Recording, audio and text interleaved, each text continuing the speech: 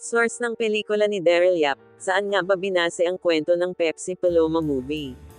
Sa patuloy na pag-trending sa social media ng pelikulang ilalabas ni Daryl Yap na patungkol kay Pepsi Paloma.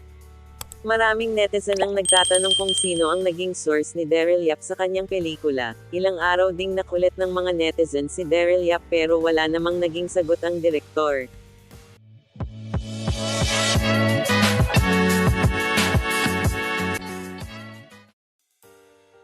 May mga abogado sa social media ang nanghula na baka nga daw may plot twist, at TVJ daw ang totoong source niya.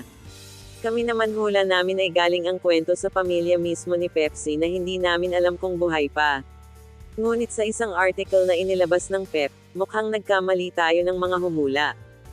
Itinaon ng direktor na si Daryl Yap sa ika-38 kaarawan niya nung Martes, January 7, 2025, ang revelasyon tungkol sa pagkikita at pag-uusap nila ng naulilang pamilya ni Pepsi Paloma. Ibinahagi ng controversial director sa kanyang Facebook post ang larawan kung saan kasama niya ang ina ni Pepsi na si Lydia Duena Whitley at kapatid na si Zoldy.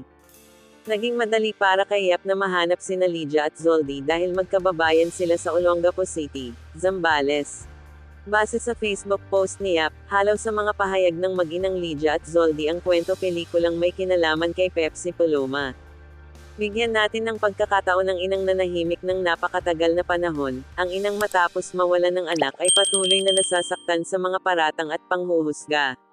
Sila naman ang magsasalita. Sila naman ang magkukwento. So sila pala ang naging source ng pelikula niya. Ano ang masasabi niyo mga ka-trend vibes?